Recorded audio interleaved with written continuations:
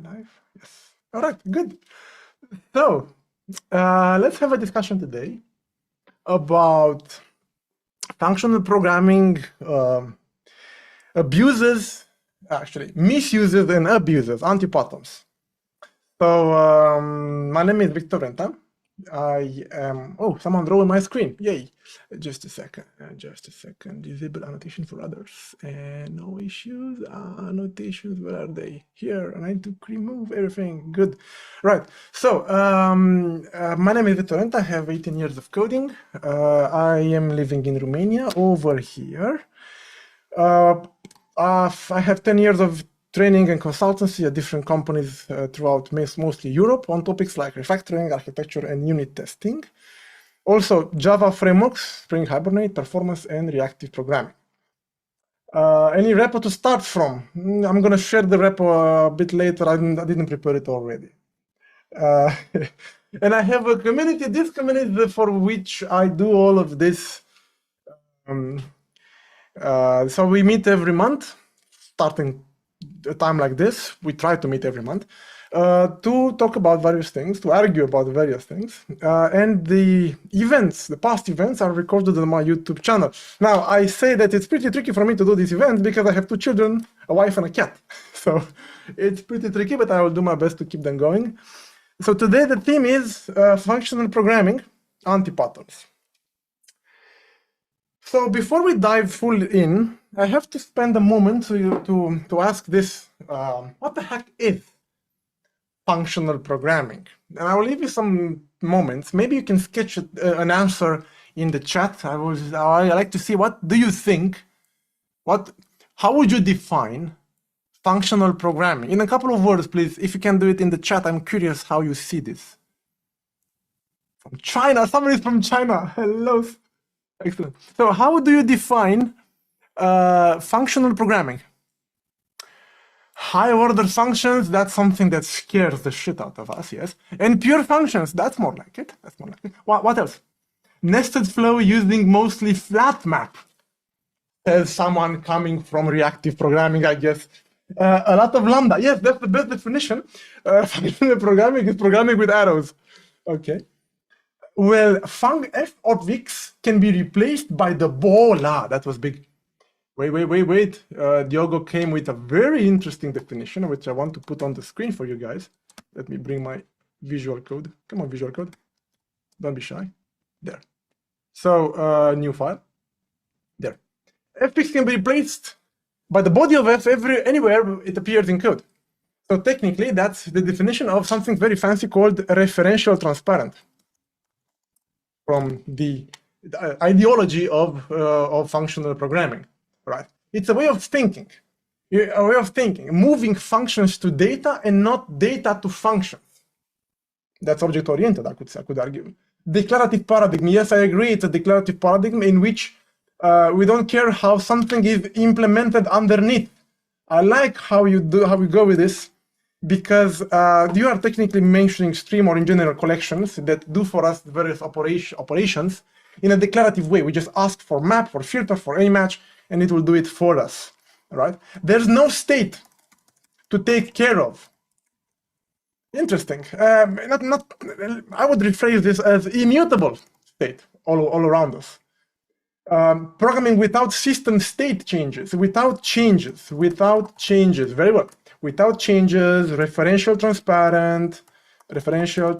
I'm just collecting your answers, folks. Pure functions, someone said. We also heard about immutable objects. Reactive programming is actually better defined to be functional reactive programming. So in reactive programming, you get there is not any other more extreme form of functional programming than in reactive programming. It's basically the most extreme form of functional programming, right? Nothing can get more complicated in terms of functional programming than as you see in reactive programming. That's why we all hope to die. Long live virtual threads. Good. Immutability. Perfect. I love your answers, folks. You're on the same. We are all on the same page here. Let's see in the YouTube. Passing functions as parameter. I love that. Someone said programming with with arrows and then passing functions around. Perfect, perfect, perfect. Algeria. So let's see in my slide here. Now, functional programming indeed. Someone missed to say something. Passing functions. Functions are. Copilot did his work. First-class citizens. Functions are first-class citizens in the sense that you can pass them around without having to wrap them into an object like we used to do before Java had got the lambda syntax. Now, maybe there are other languages in the room here that are doing this for decades, but for us it was a great victory when we were able to pass just this, to pass some behavior, and not have to pass all this madness, right? Now, lazy evaluation, interesting. Then the second thing that you also mentioned is that it's greatly simplified the way we work with collections, right? We can just filter map and we do the stuff without having to change variables or change collections. We just have to go through and declare what we want to do, and it's done for us automatically. It's a declarative way of working with collections, and that's the most impactful things in our life. Sugar, the sugar that allows us to pass the behavior alone, and the ability to work with collections in a declarative way. But the ideology of functional programming, it's about immutable data structures and pure functions. And pure functions mean that they don't do side effects, and for the same inputs you get the same output. There are two features of a pure function. And a pure function can also be referred to as referential transparent. You can replace, you can basically inline, if you want to talk, I'm a refactoring maniac, so if I inline a pure function in all the colors, I shall not break anything. That's the rule, basically. Referential transparent means you can replace the function, but not only with its body, with the result it provides. So if a pure function returns a value, you can replace the function called with that value everywhere where the function was previously called. But that's the theory that I will take for granted that you are already familiar with. That's the game today. If you're not, I have other discussions on YouTube that you can see for more details, right? Or also you can ask ChatGPT, our good friend. So the first challenge here is to go immutable. So mutable data is bad. I don't have to convince you about that. So just ignore this part here. So we go immutable objects today, but immutable objects have their own problems, you see? One first source of pain, and I would qualify this as an abuse of functional programming mindset, technically. I'm going to say that trying to make a Hibernate, an ORM, a GPA, an object relational map or entity, trying to make that immutable is a historical mistake. You should never try to make your Hibernate entities immutable.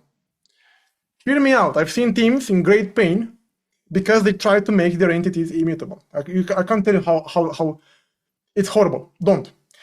The object relational mapper itself is built around the idea of entities that are changed and whose changes are tracked by the entity manager, and that are automatically flushed at the end. So don't do that. Then also, be careful when you play immutability with burning memory. Now, what's the simplest way to show this? Now, the example I had here is in Kotlin. And just for fun, let's have a taste of what a very modern language looks like, built, 10 years ago. This is how we create a list of 10,000 elements. That list takes 2 megabytes of RAM. Okay. And then that list of 2 megabytes, I will fold. Folding technically means that it's basically the Java equivalent will be the reduce. But folding starts with one original list, which is in this case an empty list. But the trick part in Kotlin and Scala and other languages, modern languages, that by default collections are immutable in Kotlin. So if you say list of, you get an immutable list out of it. So you start with an immutable empty list. Okay. And then you pass, there is a comma here, comma. What do we do with the list that was accumulated by now and the element that I now have in front of me? And this plus over here says technically, semantically, says that I want to add the element on the list. But the list, you see, the list was immutable. So when you say list plus E, what really happens under the hood is that Kotlin clones the old list and adds one more element to the new list and then gets you back another immutable list. So plus in Kotlin is overloaded. So, and these 2 lines of code, I just allocated 400 megabytes of data in order to what? To collect that list into another list. This is what I call what I mean by repeated cloning, right? If you have an immutable object and you clone it in a loop, especially if it's a collection, then you can burn a lot of memory, and that hurts the CPU. That loses time. Okay, those megabytes are not there to stay, are produced by the fact that you clone a growing list each iteration, which is absurd, right? So that's one problem. That's one problem. Another thing that happens with immutable objects is that they grow too large. And if an immutable object grows too large, then something funny happens. It gets fragmented. Let's take it baby steps. First of all, in a language like Java, if you have an immutable object, you will have to pass all the state through the constructor, of course, because there is no other way. But if you pass it through the constructor, behold the constructor. Not fun. So for that reason, we have gone for ages to builders, right? Long live Lombok. Hey. So that builder is able to hide from us this constructor. So this code looks like this right now in Java. The advantage is that you know what is 1, what is 2. It's not just a series of parameters. They have names, basically. Now, in this time, other languages out there are laughing. Kotlin, Scala, TypeScript, PHP, everyone is laughing of us in Java because they have named parameters, which basically makes builder an anti-pattern in a language like that. So basically, what I want to suggest is that builder is a way to fix a language weakness in Java. But that's not really my big problem with builders. It's not why I included builders in the chapter of code smells. The problem with builders happens when you do this. When you take an immutable object, you convert it into a builder, and if you make it into a builder, you can then change whatever fields you want, freestyle. A, B. I change A, B, and I package it back with build. Okay, so we started with an immutable object. I changed 2 fields, and I packaged it back into another immutable object. At first sight, it doesn't seem wrong, but then, then that's a code smell. Because what exactly makes A and B change together? Why do they change together? What do they mean? Why these 2 things are you all understand, right? When I do toBuilder, at the end, when I do build, I get another instance, a copy, which is changed, basically. But the problem that I have with this code here is that there is no semantic behind why A and B change together. So what if, instead of relying on some generated builder, right, we will do like builders that have a full name, methods, which explain what exactly links A and B. It's a full name with first and last. Or even better, if you are there, you're going to see that you don't really need the builder anymore. You can just put in the old immutable object a method that produces a copy changed in this sense. So I'm angry with the toBuilder that Lombok generates for us, which is part of the immutable mindset of functional programming, because that allows freestyle changes of data without any semantic behind. I would prefer this, or even better, maybe you realize that first name and last name should be grouped together into a full name object, into a new baby little immutable object. Why not? I mean, this toBuilder obscures from you some opportunities to improve the design and basically make your model deeper. Right? Rename the width. Please behold the names. Okay, that's it with the builder. Okay. Now let's see. That was about the immutable objects. Now let's talk a bit about pure functions and that idea that functions should not basically change. I will put back this slide. Pure functions. The philosophy, the design philosophy of functional programming talks about immutable object and pure functions. So with this in our mind, let's go here. The task is to compute the total active orders. The total of the prices of the active orders, technically. So we start with orders.stream. We do filter order only take the is active. Maybe I should code this. Should I code this? Yeah, why not? Functional programming. It's called Mutant Pipeline, this. And it's fun to code. But I will keep on white today. And let's rewrite this from scratch, right? Shall we?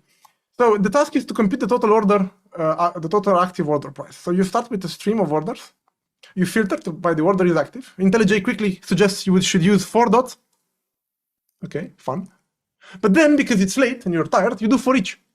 And you fall back to old habits. And you try to do something like sum plus equal order dot price. With sum being a variable defined outside. This is how we did it in high school, right? We had a for, which changed the variable. Now, in all the other languages besides Java, this compiles and works and does the job. But Java is a bit special. Java can't do this. For a mysterious error, talking about effectively final. I'm not going to dive into the Java specific stuff, but I'm just going to point out that this, and people do all sorts of hacks to get around this, which is basically trying to. I won't even discuss these. These are absolutely absurd solutions to the problem. The actual essential problem of this is that we are trying to change stuff in a function that is played in a functional pipeline. We can play reduce, you're right, Balazs, but IntelliJ has a better idea. What if we use the sum operator? The sum, a dedicated operator in the Stream API that can sum up things.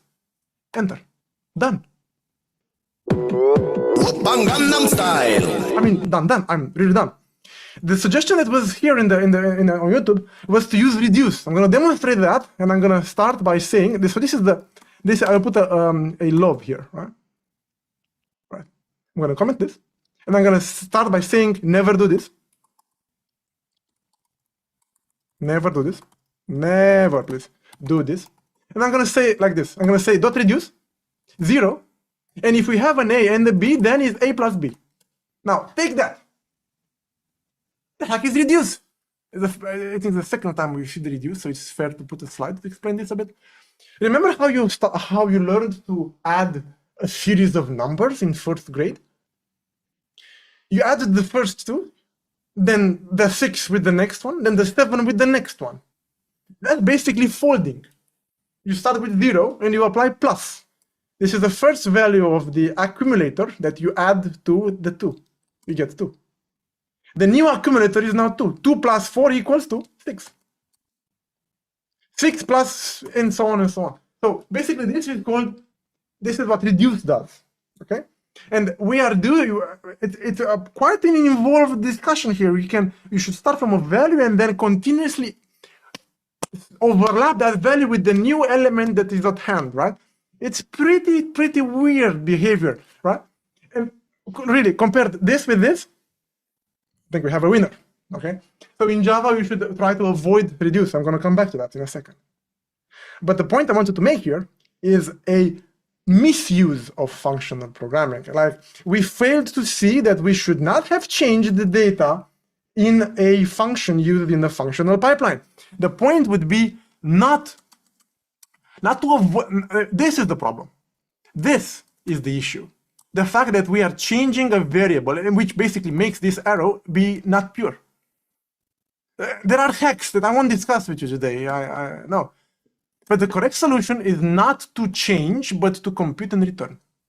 Exactly what the suggestion did for us in IntelliJ. This. And not reduce. I'm going to explain in a second why. But continuing on this idea of not following the true philosophy of functional programming and changing inside a for each. I mean, this first case we're a bit lucky because the compiler warned us of our problem. But what if the code looked like this? This one gets the ship dates of the orders which are active. So I will start by filter order is active. For each, for every order, get the ship date. Now this thing could be very simple if the ship date were really a date, not an optional date. But this is an optional date to say that I might not have a date. In which case, it becomes a bit cumbersome. So look what the developer here did. With the optional, in case there is an optional, in case there is a date inside, please add it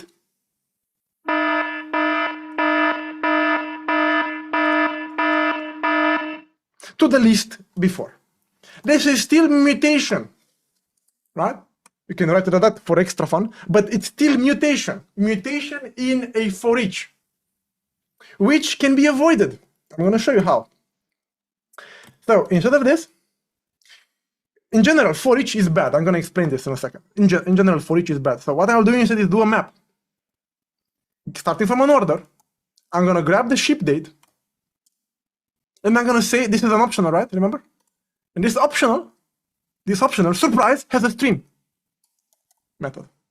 So optional has a stream method. What the hell? Java 11 and onwards, right? And that gives me here a stream of local data. Yeah. Yes, because I know what to do when I have a stream of stream. When I have a stream of stream, I put an F before, and I'm done. It's a stream of local dates, which I can cleanly collect and use as my result. And I'm done. Okay? So the idea is to chain things and not to change. Chain, okay, that sounds very fun. Chain, don't change. Okay. All right, so back in here. So technically the for each is bad. For each returns void. And because it returns void, it's clear that it has to change something in the world.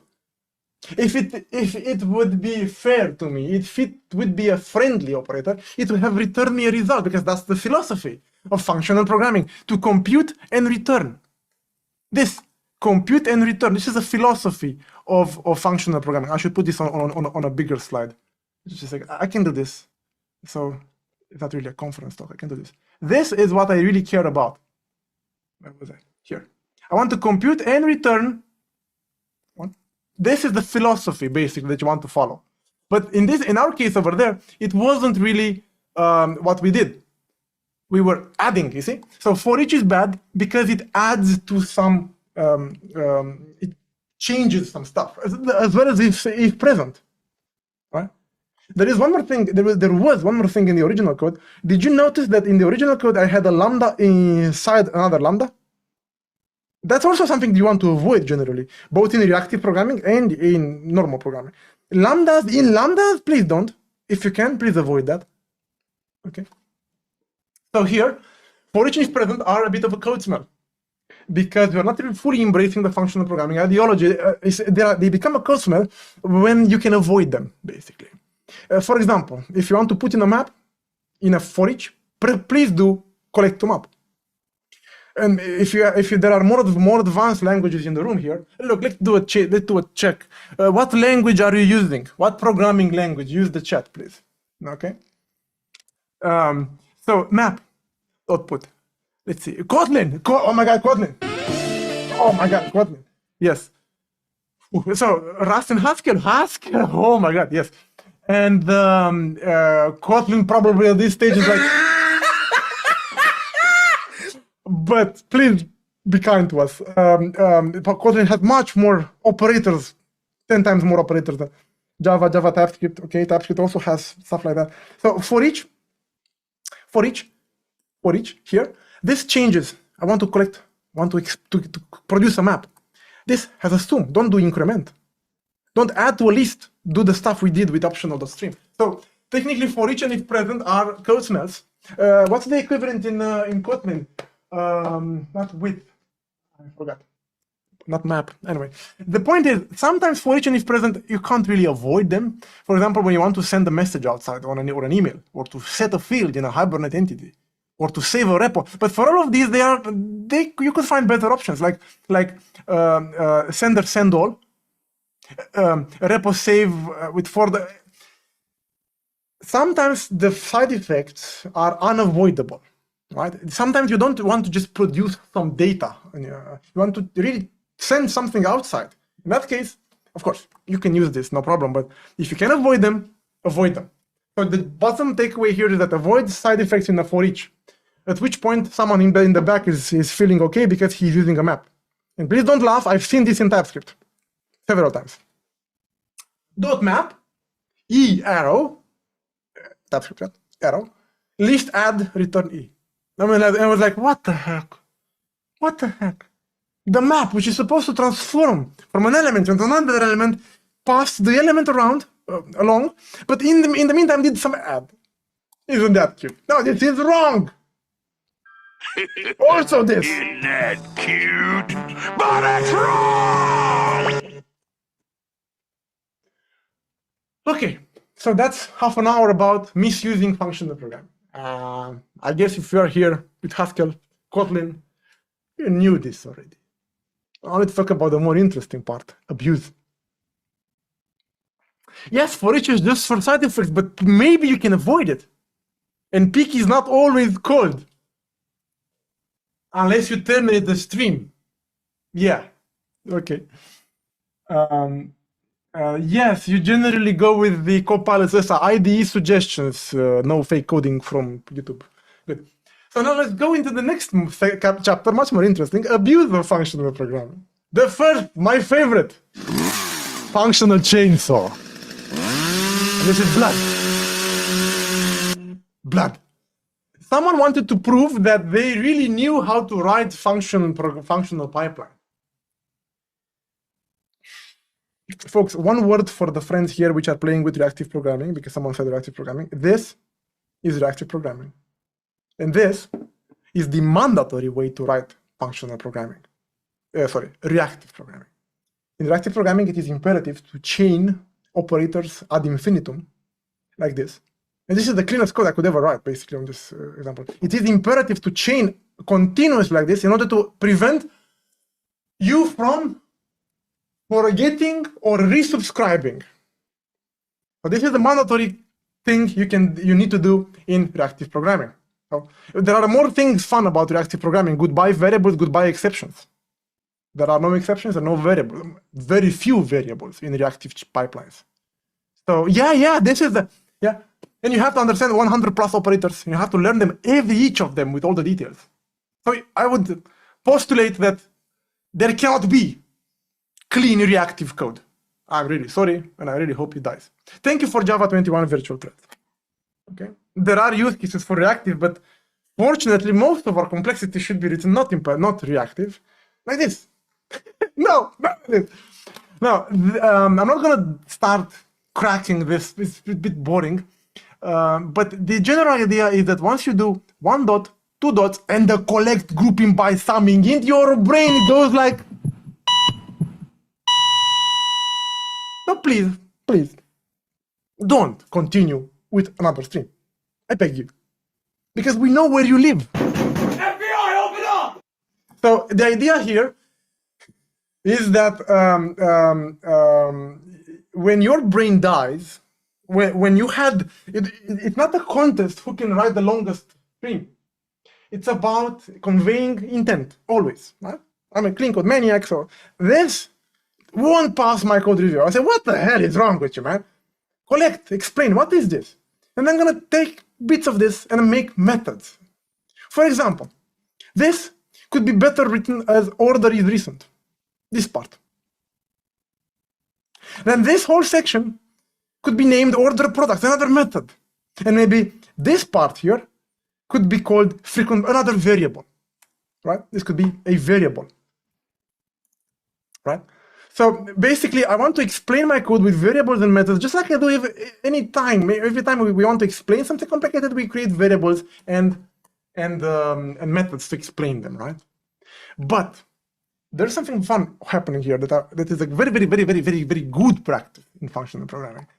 If we extract this expression over here as a function, imagine this. You basically take this, you put it in a function, and then that case, that function is gonna start, like this one, with a return. Functions that start with a return are a very good practice in functional programming. They are written amazingly simple in other languages like Kotlin, Scala, or TypeScript. Haskell, I don't recall all the syntax, but I bet they are very simple to write functions whose body is basically just an expression. So if this were Kotlin, you would say here equals, no more return, fun, because Kotlin is fun, and that's it. Semicolon. which is very good. But so once you know, there are some languages that when you learn, they are a life-changing experience. Like Kotlin qualifies for this, Scala also, Haskell also. Once you taste such a language, when you come back in any other language, life will never be the same again. There was a song about it. So, because you get into this good practice of cracking your functions extremely small, like this, right? So, and there is more. There are in more pure functional language like Scala, Kotlin, which have functional programming more at their heart. There is another interesting convention over there. I think this is Scala. Def x equal. You can define, I mean, how to put this. I'm not sure how interesting it is for all of you because it's niche. In Kotlin, it's written like this. The habit is that, how to put this, not to, when you call a function, usually, you call it like this, correct? Let's say you have an object, and you call it like this, x. Now, in some languages, yeah, I don't function, but I'm not looking for something else. Listen. Suppose you want to, I don't know, return x.object.x plus 1. Now, in these more advanced languages, what you can do, a convention, is that in Scala and Kotlin both, you can implement a function to look like this. X could be a getter property in Kotlin or a def in Scala. And when you, but behind this X, there is code running. It's not a field access. So that it could be a convention that anytime you model a function to look like this, that function should be pure. That's not a pure function, Max, because it uses time. Anyway, so return the discussion I'm having here is with the guys in the Zoom. So if you are listening to this on YouTube, you should be in the Zoom. There are many discussions here. Right. Return object.x plus 1. This x function should be pure. This is something you cannot do in Java. But the idea that you make a distinction between pure functions and not pure functions, it's really interesting to yeah. Plus this practice of having functions, one-line expressions equals expression. Yeah. So when I came back from Kotlin, after the depression I had for 1 month, I was left with this practice of having functions extremely small and focused on one expression, as many as I can. And these functions don't have to be, you can put this function in the objects, like here, order is recent. You can spread them around. No, okay, good. So this is one bad practice. Don't chain more than several dots. Come to your sentence and explain with variables and methods. This is active programming, my condolences. And then this. We understood what reduce is. But now let's have a look at TypeScript. My dear Java developers, I hope you realize that the future is full stack. Thanks to so many advancements everywhere, it's time. So, TypeScript, new deck. That's like a new big decimal, to speak in Java terms. Okay. And then, what the heck is this? That's called a null safe traversal operator. Technically, if the prev is null, the evaluation does not fail, but it will result into undefined or null. In which case, you do then this. This is null coalesces operator, which may basically acts like, in Java terms, a sort of an or else, providing a default of 0 in this case. You want an equivalent for this, right? And then GT, what the heck is GT? Oh, it's easy. It's a bit decimal greater than equal, right? And then this, ternary operator. And at the end of everything, the devil itself. What the heck is going on in here? And that's just the expression you use to reduce a collection.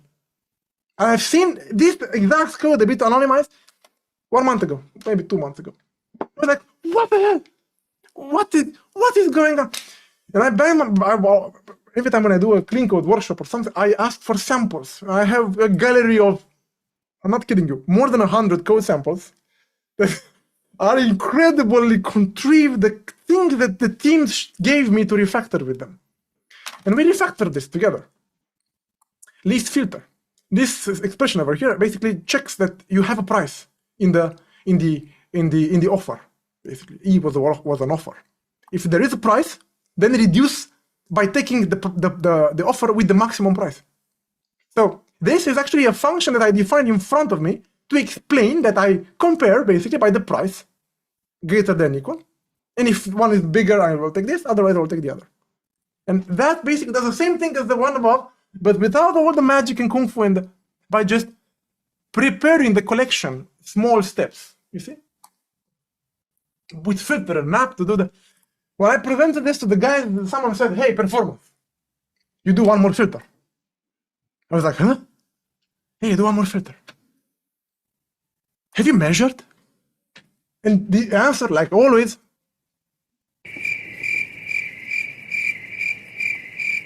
I think, I guess. Right? We don't guess about performance, we measure, benchmark.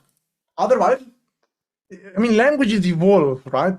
Frameworks evolve. Unless you measure it today, I don't believe you. So, okay. Performance is not, no, Max, you can't say that. Max said, performance is not an argument. Never. Madness. This is Sparta! I can't say that. No. No matter how clean code you have, if performance sucks, you won't go to production. You won't survive in production. So you can't say that.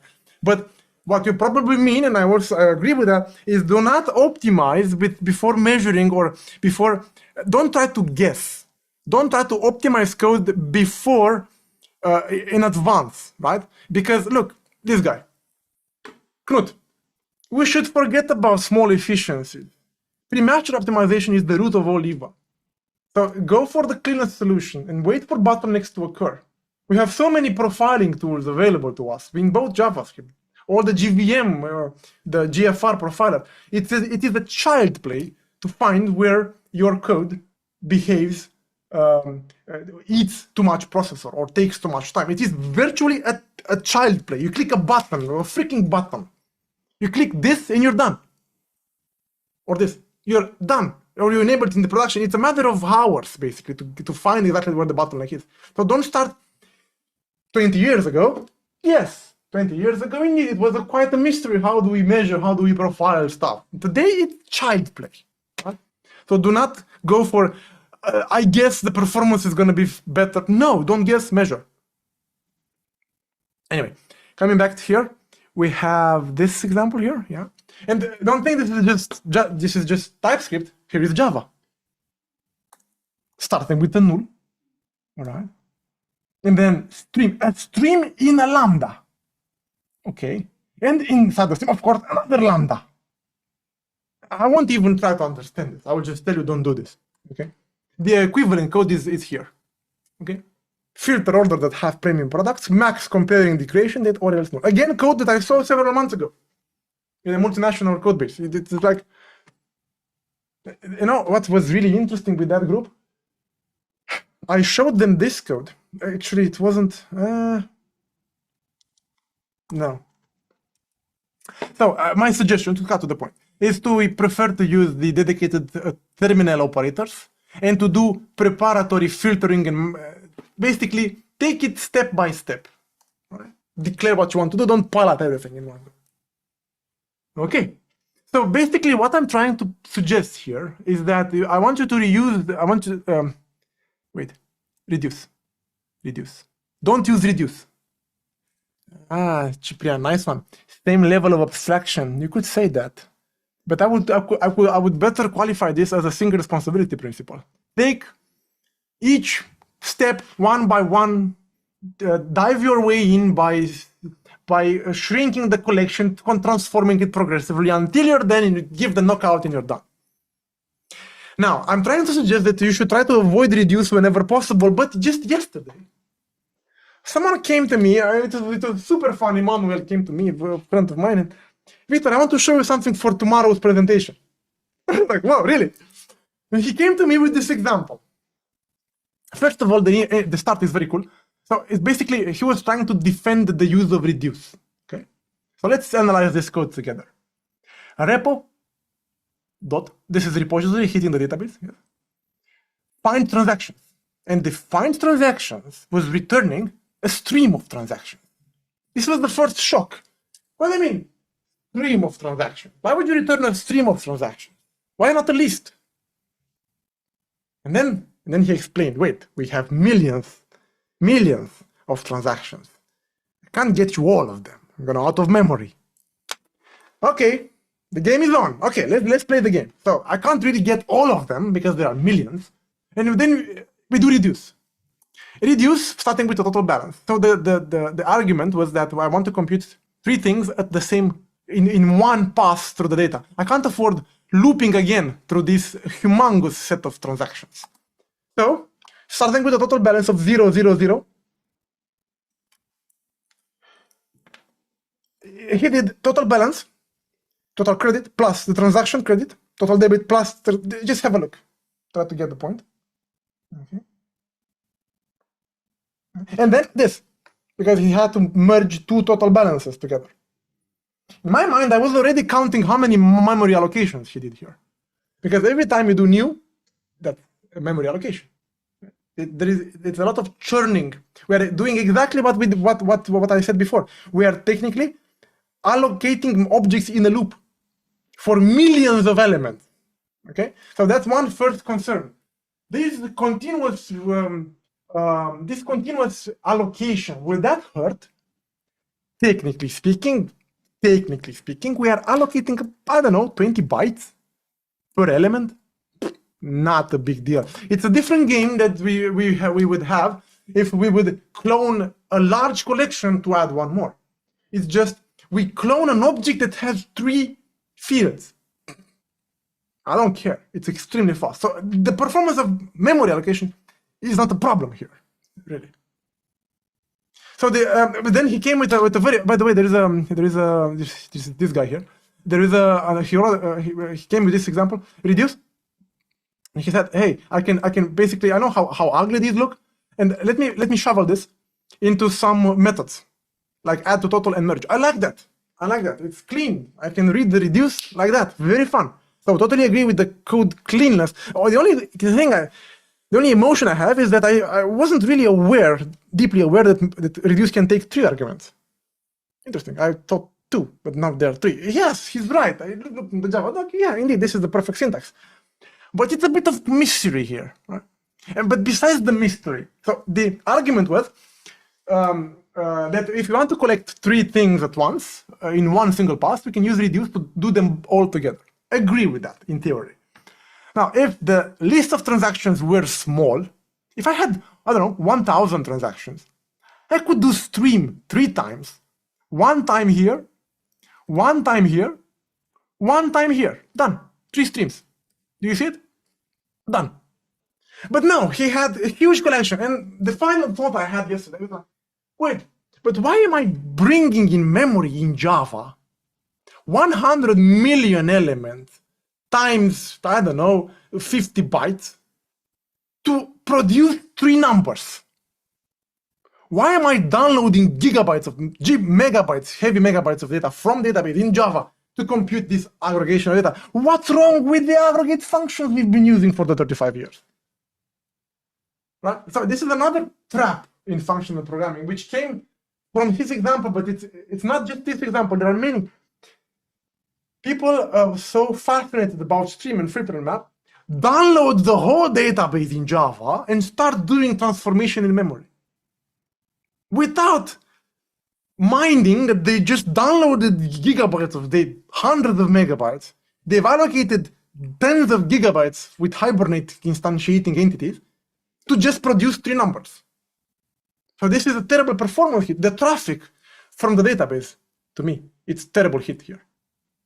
I'm not sure if this was really a problem in his case, but this is what came to me after, like good ideas come after you finish the discussion. Hey, wait, what's wrong with this? Maybe you could use some Mongo, some Redis that might not have such operations, but if you're in an SQL database, it's far more efficient, much more efficient. And honestly, simpler to understand than this or this, because in the end, inside there is still madness. There's still, whoa, what the heck? Okay, so technically use reduce as the last resort. For example, one good example of reduce is when you do reduce and then big decimals in Java, there is no clean terminator operator to sum up a stream of big decimals. So you have to play with reduce in that case. Or another example, very, very fun. We have a series of numbers. This is like an interview from Google. It's really the interview question I had at Google London. The start of the question. You have a sliding window and you have to compute the average in the sliding window of these elements. So for which window you get a result, right? Very fun question. Now you can't do that on a list with the terminators you have. You have to engineer some, if you want to play functional programming, you have to engineer some sliding window reducer, something more contrived. To compute multiple results in a single path, or in JavaScript they don't have, poor fellows, the sum, what's that? They have any match, kind of any match, but they don't have the sum. And what else? To set, they don't have such stuff like that. They have to engineer things. But if performance is a problem, after you benchmark it, it might actually be better not to even use streams. Go hardcore for a while, or Sukili, right, to achieve performance. Fun.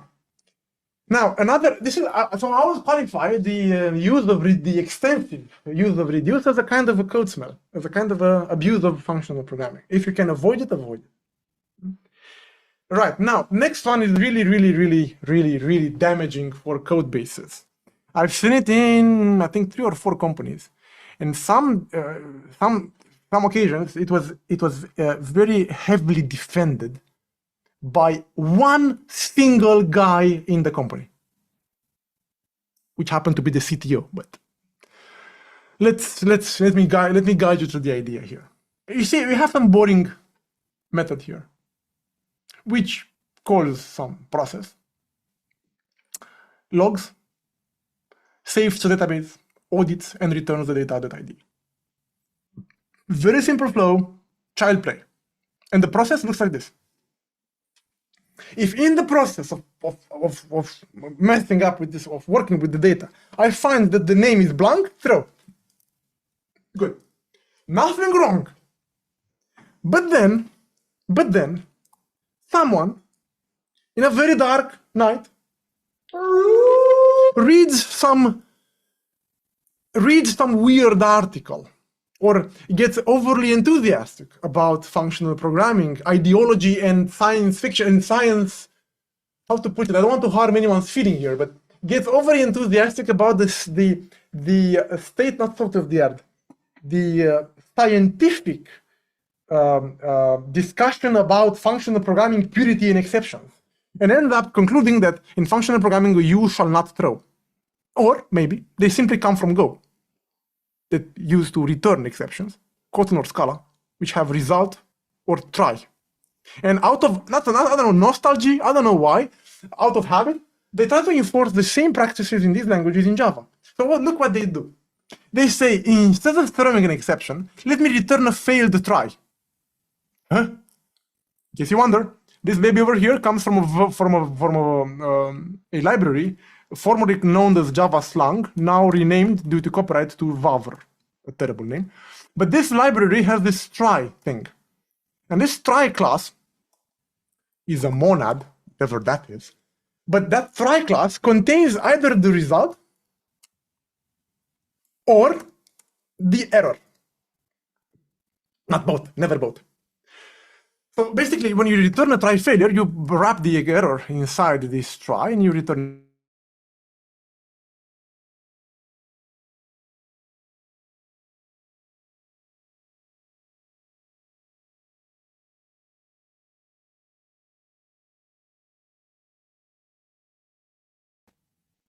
I'm under attack. Where am I?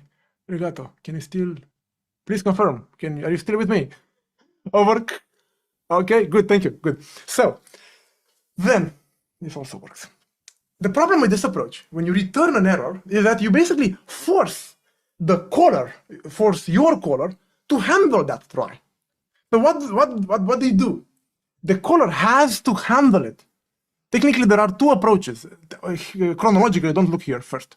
Chronologically, the first thing that the caller would do is to check whether what you returned is failed or not. And if it's failed, return in its own the failure up. So technically, you are forcing to bubble up your errors manually with an if. Now, this is actually, if you read a bit and if you play a bit with the guy that suggests this, he's going to say, never do this, Victor, but instead do this. Do process, and then chain. Do on success, do log info. Do flat map save. Do, and then ID audit. Do all of this, Victor. You're like, what? Yeah, do all of this and you're done. Wait a second. It used to be simple. Now where am I? So you see, this basically contaminates all the call stack up, higher up with this try thing that comes to you and you have to handle it. What am I doing with it? I have to check whether it's an error or not. But you know, this brings me memory. We've seen this in Java. We've seen this mistake again in Java. In the early days of Java, there was this thing called checked exceptions. Remember those days when you had the throw? I'll give you a good example, away exception. So you declared that you throw an away exception, and suddenly this guy does not compile until he declares to throw it again or handle it. A fun thing, checked exceptions are a mistake in the Java language that no other language in the world adopted. Java is the only language that forces the caller to handle exceptions like this. There are languages like Go that indeed return the error, right?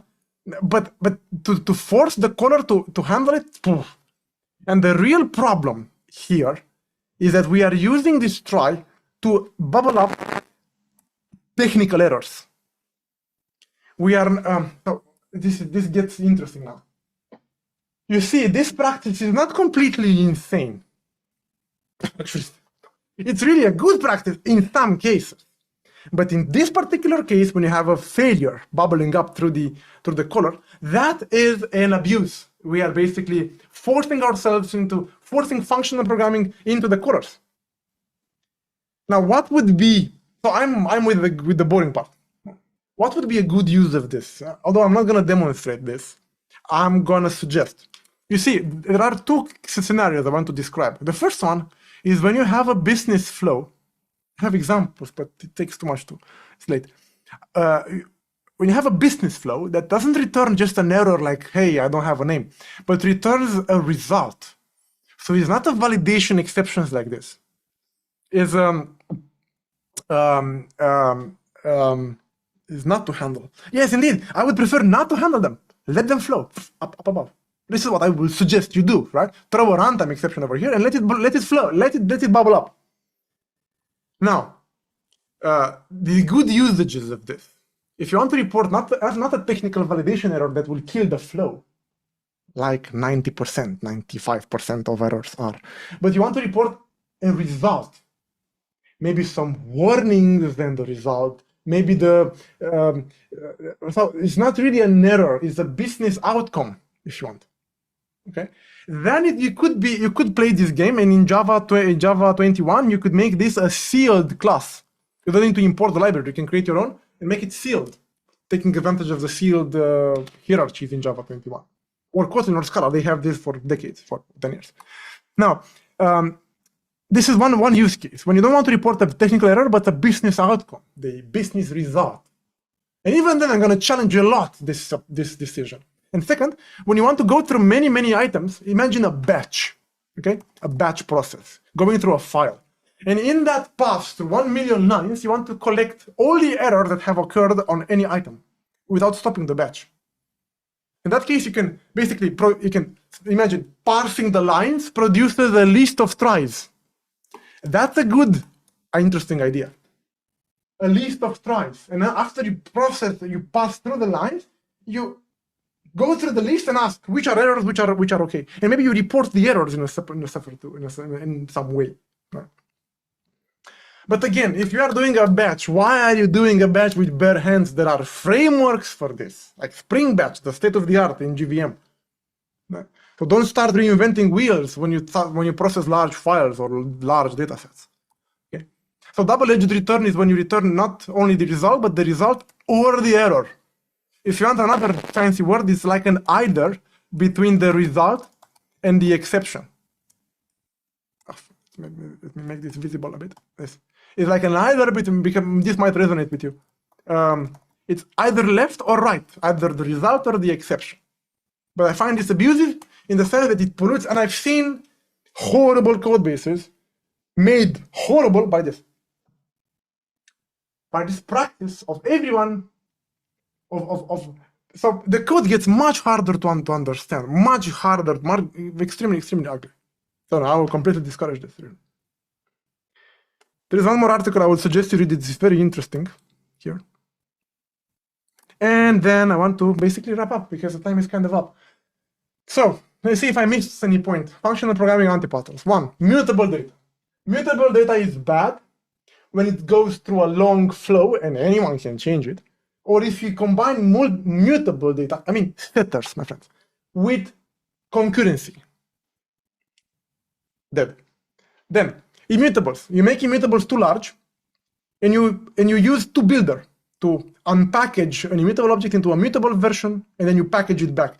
That might obscure from you the breakthrough, the discovery of a new concept. Maybe you have a full name. Maybe you have some concept that. Why do these two fields change together? What makes them special? Okay. Mutant Pipeline, you play with stream and filter and map, and then in one corner you do plus equal. List add. Okay? Don't. Try to keep your functional pipelines pure. Try. Okay?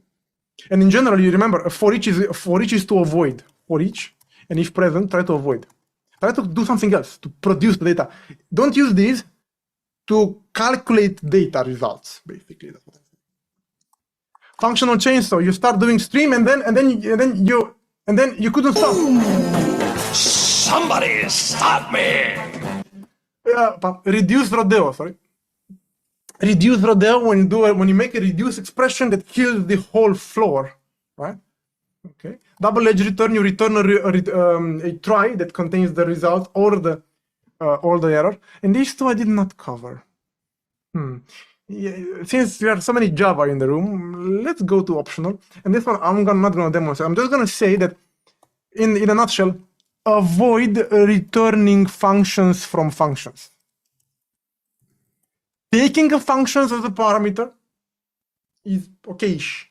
There are very good reasons sometimes. But returning a function from another function, it's something that in Java, you should avoid. You know what I mean? Like you declare a function that you say return this. Try to avoid doing this. Okay. Optional abuse. I'm gonna just walk through some items here, and we can end this. Optional. Yeah, partial functions, Cyprian. That's it. Currying. Yeah, and the madness that comes along. In Java, that's a mess. Anyway, return type. There are languages that support this natively, Cyprian. Return type. Don't. So you use optional in Java.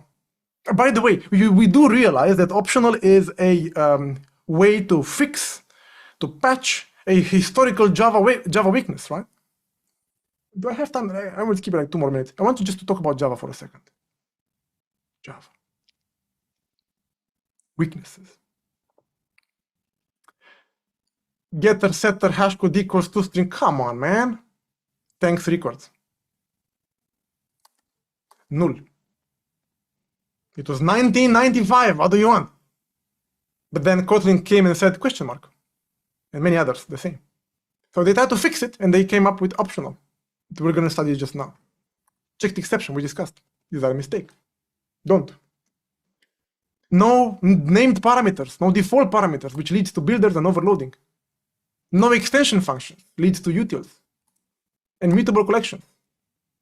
They tried to correct this with time, but they didn't really get through. Okay, these are the weaknesses of Java that you have to realize and yeah, work around with different solutions. But optional used to be used for functions that are returning stuff, like you said in the chat. Return a null. Ciprian was funny. I need to share the funny moment. Ciprian said, "Hey, you do that, and then in the return here, you don't do try success, Victor. Nah, that's boring. I will tell you what you do. You put here and you say, return null. That's it. Done. And you have a job tomorrow. Because you make the code so hard, so who would expect, right? No. So, including getters of null, the return type of functions which are used in core logic should never return null. The worst programs are built in this language. Adriel, are you talking about Java? Do you dare talk about Java about this? No, Java, it gets getting better and better. Come on, man. Yes, the most legacy today on the planet is in Java, but come on, give it a chance. It is a mistake, an abuse of optional, to do optional of list, for example. Optional of list is just stupid, because list can be empty. Why do you need an optional of a name? You can just return an empty list. Right? So return an empty list. Don't do that. Pull request rejected, please try again. Also fun. Also another rule that I teach in my clean code workshop, any variable that has a type of collection, list set map, should never, ever, ever have the value null at any point in their life.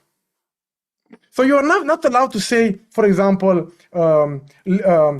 list of string, list equals null as a variable.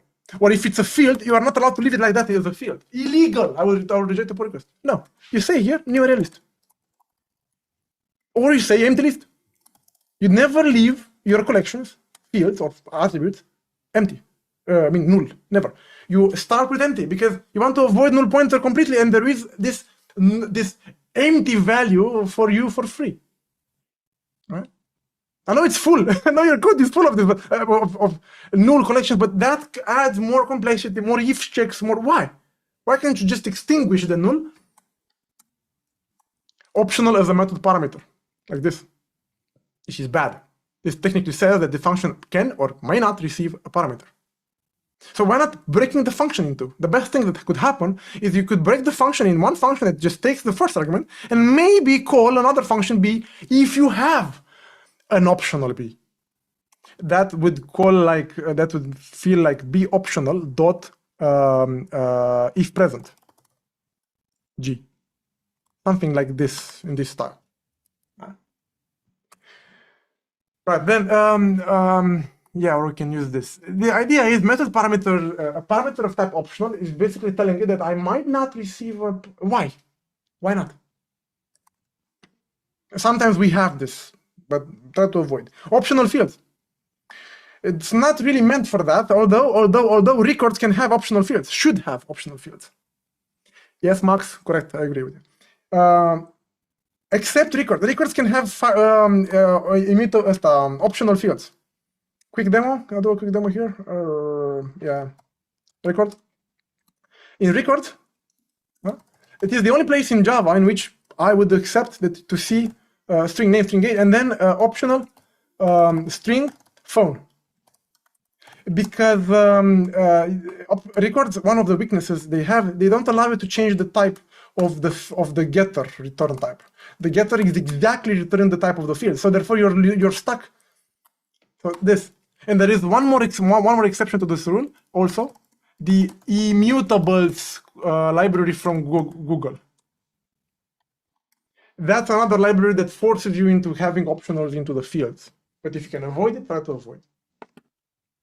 Oh, and empty. This is the least important, but it happens from time to time that you have a method used in your application. You are not building a library, you're building an application, and your method returns an optional. And every single caller that calls you, if you return them an optional, they blow up.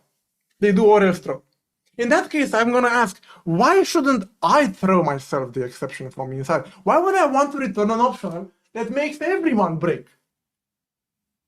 I have a good example for this from Spring Framework. You know, when you do find by ID in the repo, that gives you, for 10 years already, an optional. Why?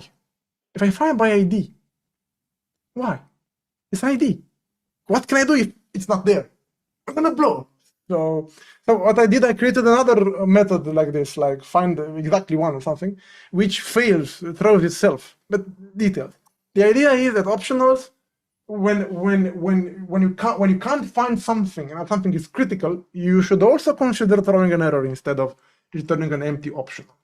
Okay, shutting down the flow yourself in the method, not bubbling up the responsibility to others. Anyway, so that was fun. Now I want to finish with this. To grow the community, which is already the biggest. Oh my god! I want just to put this on the screen. If you are not in the community, please join us. It's super fun. I mean, how many messages were in the chat here? I mean, over 30, I think.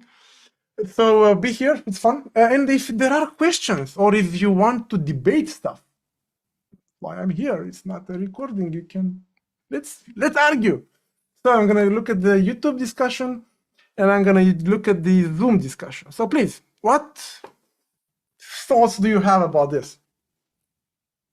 Do you want me to demonstrate? Let's say like 15 more minutes.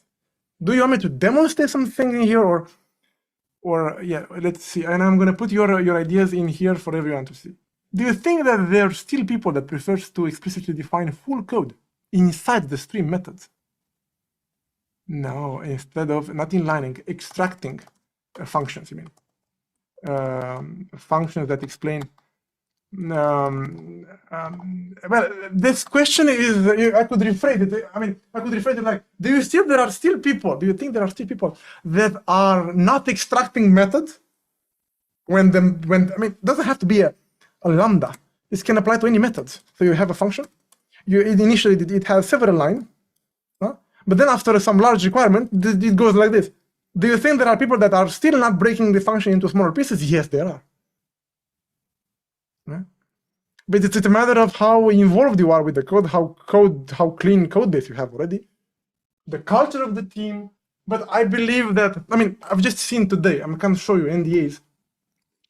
I've seen today, stream, I had a clean code workshop today, lucky me, stream, dot, for each, exactly like I told you. And in the for each, I swear to you, several lines, and of course, a brace yourself here.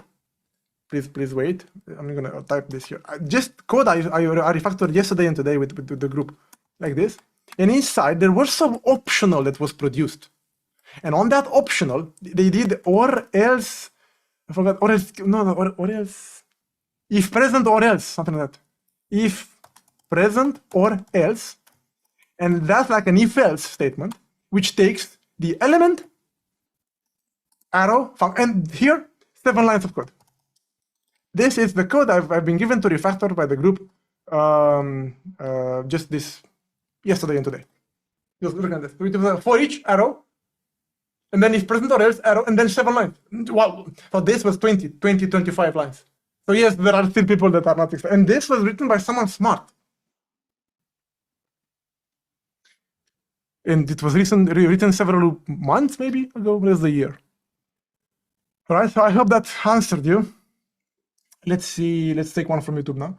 We should rather create functions in a class so that this function can be used in Lambda. Yes, thank you. Yes, of course, thank you, exactly this. Wrap this in a method, and then use here with 4 dot if you want, because that's gonna probably look like. But yes, that's exactly what I meant, thank you for clarifying. Good. Next question from Zoom, let's see. Why returning optional empty? Tricky one. In find by ID, it's not like it's not recommended. It's just like I found my code base everywhere after I did the find by ID, following up with or else throw.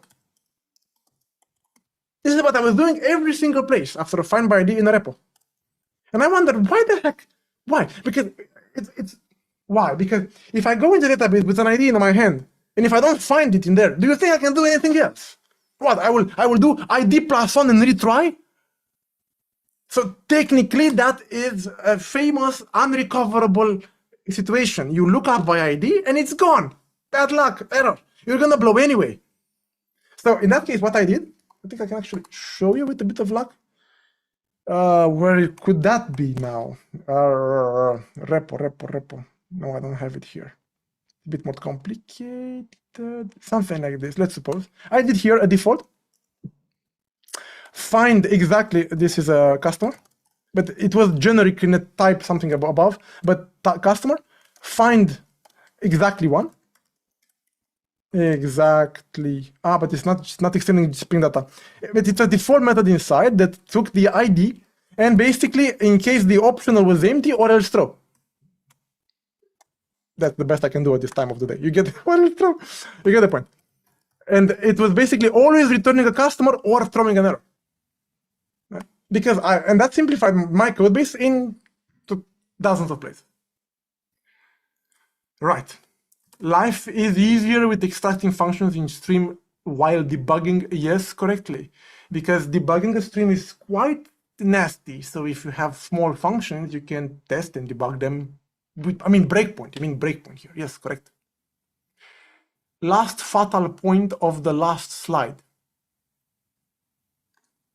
Fatal? Did I say fatal? If I did, I'm sorry. Function frenzy. Yes. Let's leave this for the end. They are not following the last step of TDD. Oh my God. We have a religious person in the room. Red, green refactor. Yeah. Correct. Lucky you to be doing TDD. Yeah. Oh, Kotlin. In Kotlin, there is the first where Kotlin. How many methods do the list? More than 100 operators, I think they have there. It's amazing. And plus, IntelliJ suggests you use the new features also. Can you extract too much?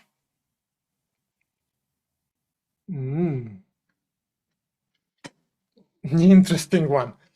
Yes, if what you have in any match is one line of code, if that line of code is creepy, is mind-blowing, maybe I'm going to extract, but by default, I'm not. Look, I'm going to show an example exactly about this in my slides, which I use also in my workshop here. The example is with the functional chainsaw when this happens. Creation date is after now -1 year. If you read it 2 times, it becomes obvious. But when you first read it, have you ever heard of the rule of 7 plus -2?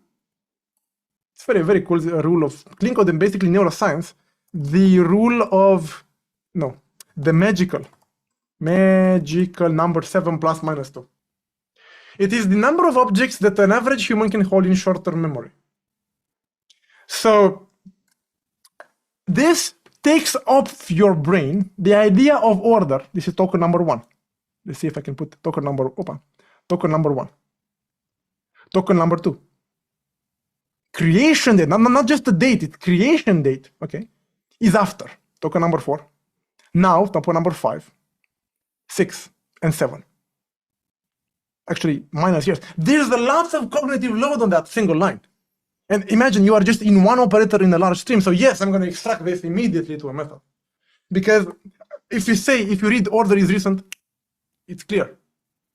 So if that line is heavy in cognitive load, I'm going to extract it out.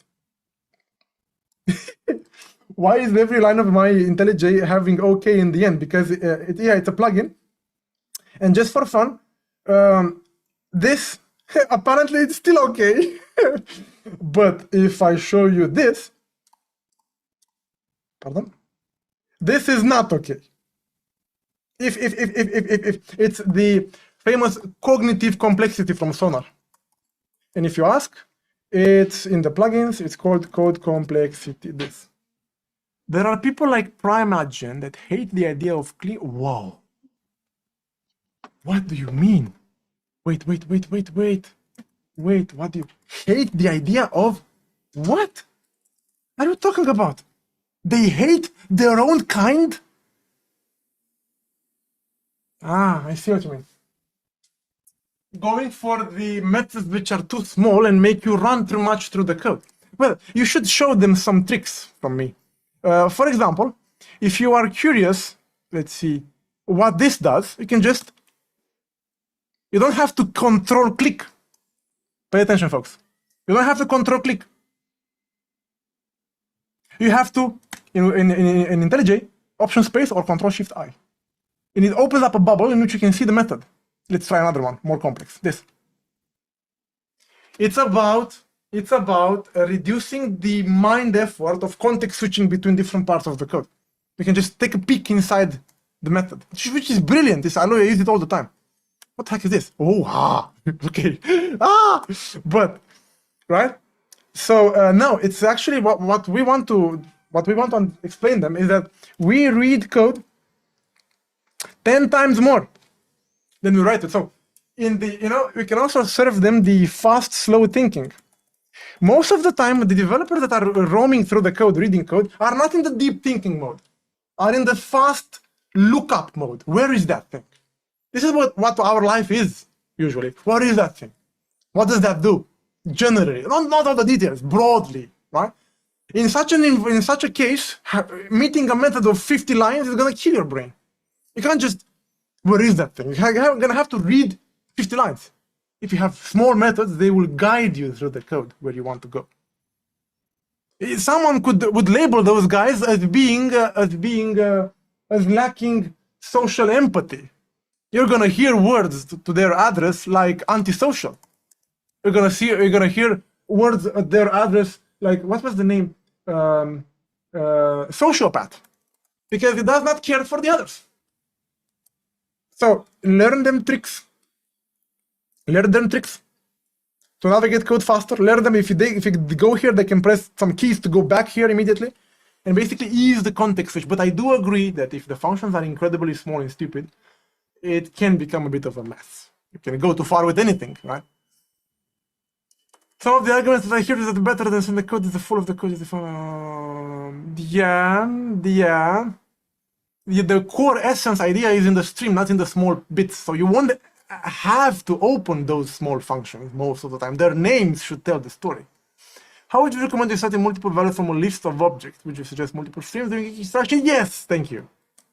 If the separate extractions are they are doing unrelated things, if they are not bound to each other, they are yes, sweep multiple times the stream to explain what you're doing step by step. A mouse with a back button is really cheap these days. Excellent. Let's see the YouTube if there are any. No. And then I have the last point about function frenzy, which is tricky. I wanted to avoid it this late, but the idea is, I'm going to show you just one snippet of code, which is really some well-behaved code, honestly, but that code kills most of our brain. Return X arrow. The fact that you return a function makes this code here not even run when your function is called. So breakpointing works weird, right? Breakpointing works weird. Plus the fact that when you return the function out, you don't have a clue if this code will ever gonna run, if and how many times will this ever run, in what thread will it run, in what transaction will it commit, if it does work in a transaction. You don't know any of these. It's like shooting in the darkness. Boof, here's the function. So this increases enormously the cognitive complexity. What happens with this behavior afterwards, right? It's mysterious code that you generally want to. This particular code comes from a library called Juke, which the purpose of this code is to take a consumer that can throw any exception, like, for example, write of a file stream, and then produce a consumer that doesn't throw exceptions by rethrowing the check as a runtime. This code is well behaved, has good reasons to be like that. But if you write code like this on a general, not in a library, but in your application code, that's a recipe for disaster. It's very hard to work with this, I've seen. And sometimes even you don't have to do this. You can avoid. You can just put an if. I have some example, but it takes half an hour just to explain the context. It's criminal. Try to just generally avoid returning functions. Let that be the last resort thing you ever use. Okay. What was the depression with Kotlin? That I had to go back to Java. That was...